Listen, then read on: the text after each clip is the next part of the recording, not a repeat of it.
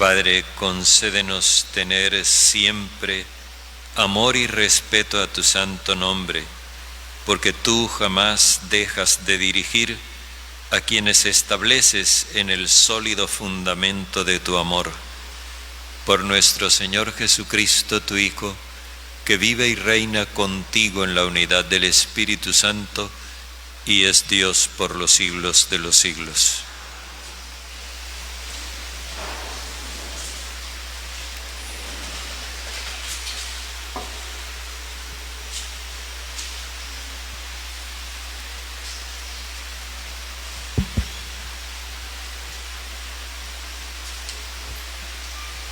Lectura del libro de Job. El Señor respondió a las quejas de Job y le dijo en medio de la tempestad: ¿quién le puso diques al mar cuando interrumpía desde el seno de la tierra? A esa criatura le hice yo un ropón con las nubes y lo envolví en pañales de neblina. Pero también le puse un límite con puertas y cerrojos, y le dije: llegarás hasta aquí, y de aquí no pasarás. Aquí se romperá la arrogancia de tus olas. Palabra de Dios. El viento y el mar te obedecen, Señor. Entraron en naves por el mar, comerciando por las aguas inmensas. Contemplaron las obras de Dios, sus maravillas en el océano. Él habló y levantó un viento tormentoso que alzaba las olas a lo alto. Subían al cielo, bajaban al abismo. Su vida se marchitaba por el mareo.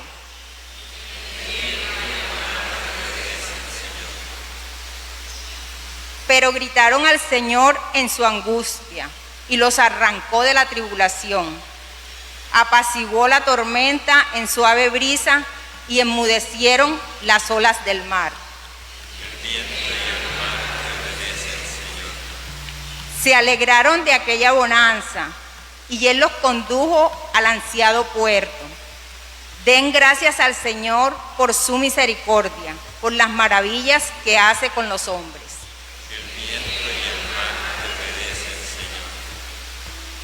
Lectura de la segunda carta del apóstol San Pablo a los Corintios. Hermanos, el amor de Cristo es lo que nos mueve, desde que sabemos que si uno murió por todos, por consiguiente todos murieron, y murió por todos, para que quienes vivan ya no vivan para sí mismos, sino para aquel que murió y resucitó por ellos. De tal suerte, nosotros ya no juzgamos a nadie según criterios mundanos. Y si en otro tiempo juzgábamos así a Cristo, ahora ya no lo juzgamos así. De manera que el que está unido a Cristo es como si hubiera sido creado de nuevo. Lo antiguo quedó superado. Todo es ahora nuevo. Palabra de Dios.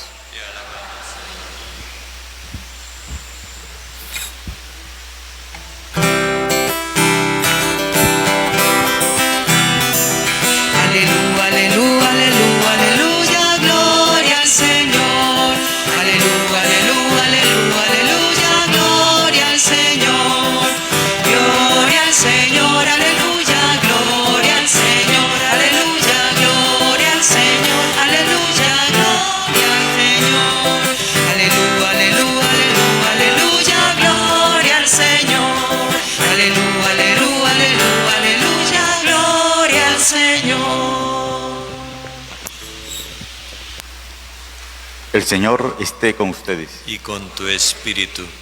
Lectura del Santo Evangelio según San Marcos. Gloria a ti, Señor. Cierto día, al atardecer, les dijo Jesús a sus discípulos: pasemos a la otra orilla del lago. Se apartaron pues de la gente y se lo llevaron en la barca tal como estaba. También iban con él otras barcas, y se levantó un violento huracán. Las olas caían sobre la barca, tanto que ya empezaba a hundirse. Y Jesús estaba en la parte de atrás, durmiendo recostado en un cojín. Entonces lo despertaron y le dijeron: Maestro, ¿no te importa que nos hundamos? Él se despertó y dio una orden al viento y le dijo al lago: Silencio, cállate. Y el viento se apaciguó y sobrevino una gran calma. Les dijo entonces: ¿por qué tanto miedo? ¿Todavía no tienen fe? Ellos se llenaron de espanto y empezaron a decirse unos a otros: ¿quién será este que hasta el viento y el lago le obedecen? Palabra del Señor. Gloria a ti, Señor Jesús.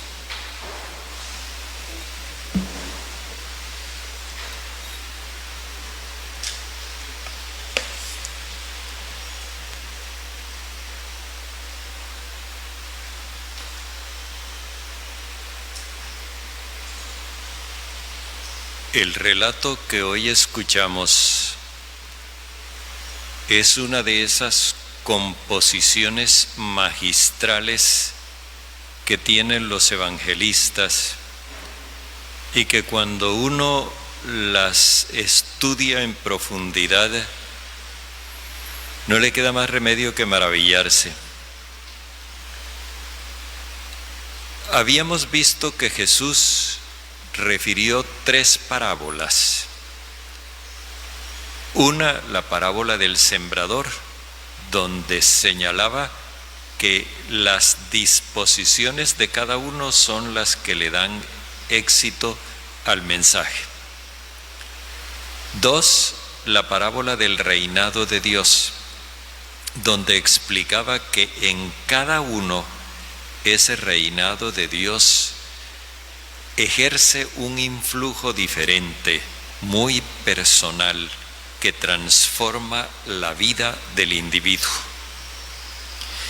Y en tercer lugar, la parábola del grano de mostaza, donde muestra que las comunidades cristianas, con todo y ser pequeñitas, en comparación con el resto de la población social, sin embargo, tienen una labor muy importante porque son las que tienen la misión de mostrar la acogida a todo lo humano.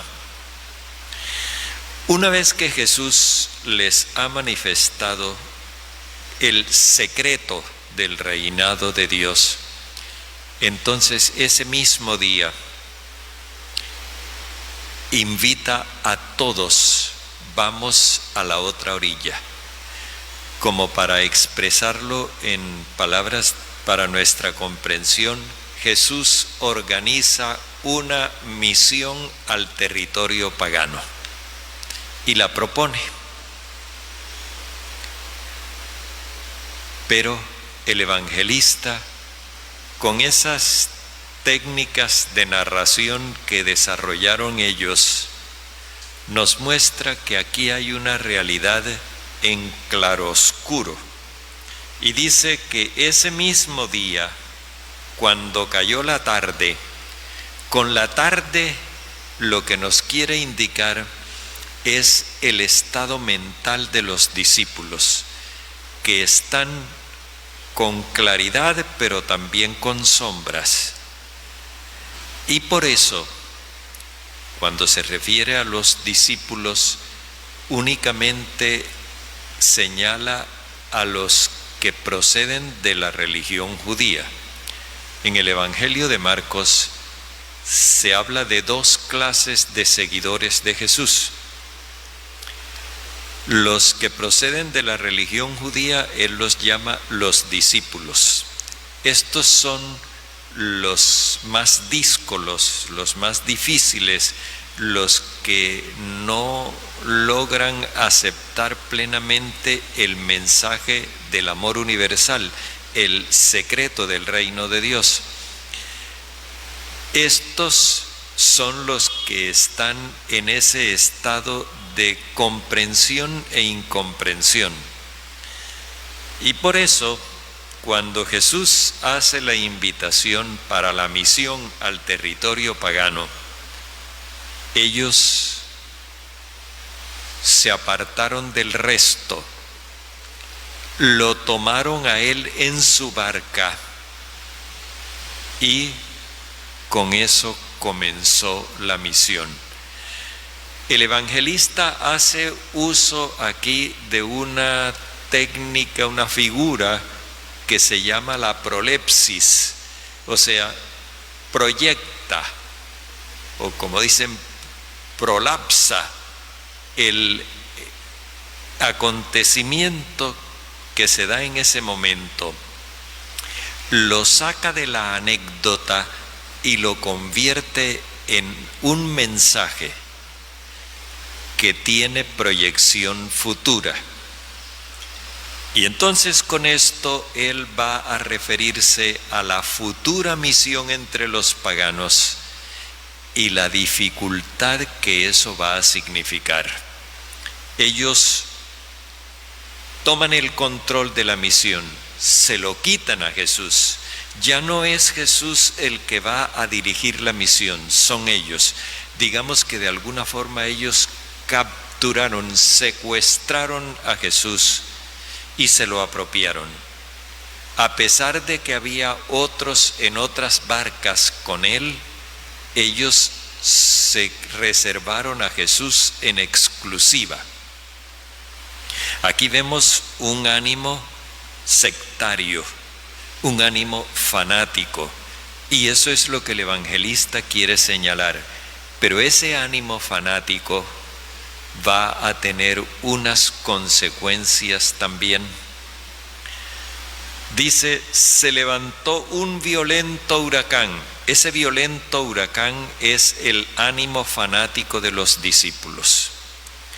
Y entonces las olas caían sobre la barca. Las olas son la reacción del mar al viento, a ese viento huracanado. Con esto el evangelista quiere mostrarnos una cosa. Los discípulos no quisieron aceptar la propuesta de Jesús de llevar el mensaje del amor de Dios en condiciones de igualdad a todos los pueblos. No, ellos reclamaban para ellos una condición particular, especial, única. Y por eso quieren asumir el control de la misión. En el fondo, de lo que se trata es de una cosa. Los discípulos son invitados por Jesús a ir al mundo pagano para llevarle el mensaje de la salvación. Pero ellos lo que quieren es dirigirse al mundo pagano para someterlo a su propio pueblo. Son dos puntos de vista. Por eso nos dice el evangelista que Jesús, en vez de ir en la proa dirigiendo la misión, estaba en la popa de la barca. Y por otro lado, en vez de que él fuera quien alentara todo, estaba dormido, ausente. Esta presencia y al mismo tiempo ausencia de Jesús es lo que el evangelista quiere que nosotros entendamos como algo válido para todos los tiempos. En todas las épocas, Jesús resucitado está presente. Pero si prescindimos de él, si queremos dirigir las cosas con nuestros sectarismos y nuestros fanatismos, es como si lo declaráramos ausente. Él está ahí, pero no se impone. Cuando se forma semejante temporal y la barca amenaza con hundirse, es decir, la misión se está yendo al fracaso, entonces es cuando ellos se acuerdan de Jesús. y le reprochan: ¿no te importa que nos hundamos? Jesús no se impone, como decía. Él está siempre ahí para cuando lo invoquen, para cuando lo necesiten. Y cuando lo llaman, entonces dice que Él primero increpó el viento.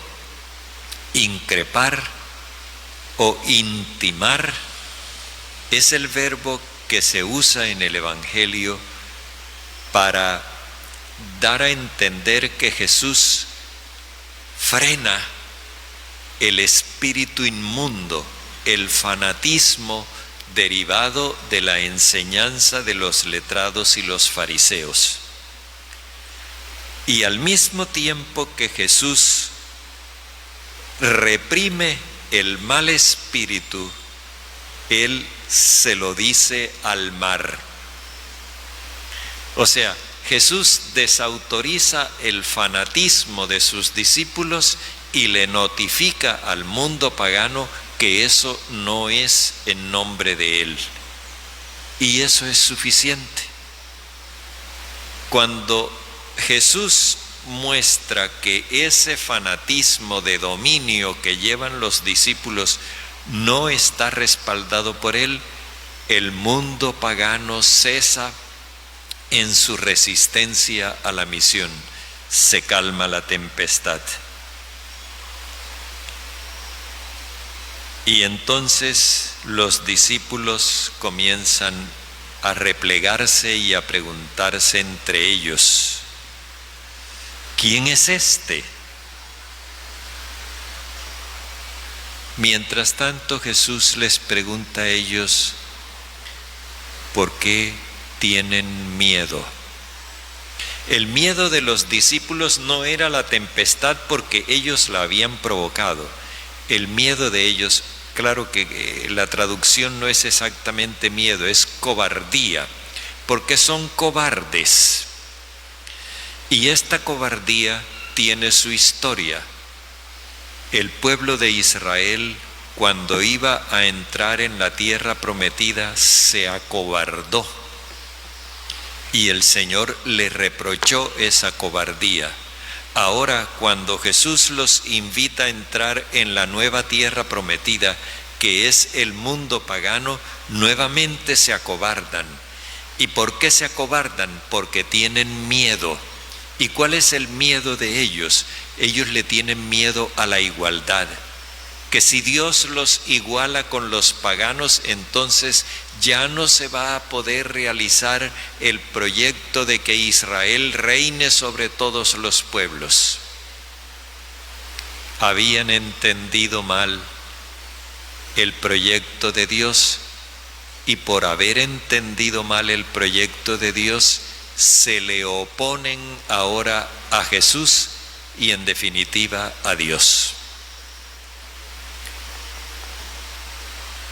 No logran aceptar a Jesús, más bien le tienen miedo. Y Jesús no vino para que le temieran. Esta situación, lamentablemente, está en nuestro mundo.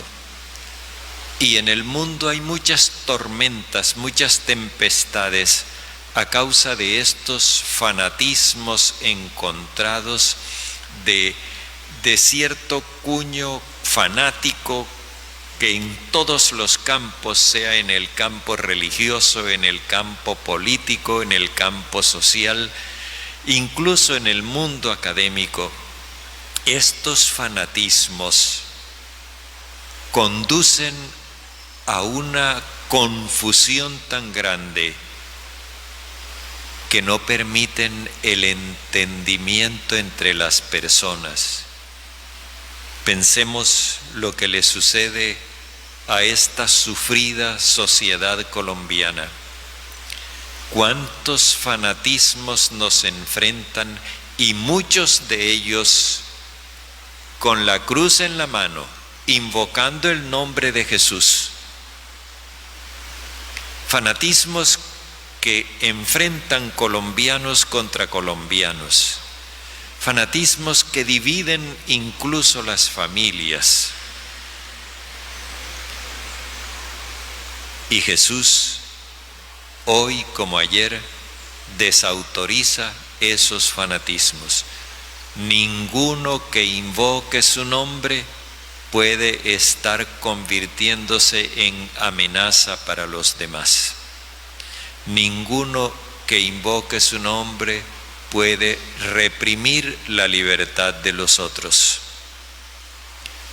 Es triste y doloroso que en Colombia incluso se invoque el nombre de Jesús para matar colombianos. Nosotros escuchamos este mensaje y le pedimos al Señor que nos ayude a aceptarlo, a comprenderlo. Esta tormenta que estamos viviendo es señal de que hay un torbellino, un mal espíritu animando las conciencias e incitando los odios y provocando divisiones. Necesitamos que Jesús nos haga ver que no se puede odiar siendo discípulo suyo.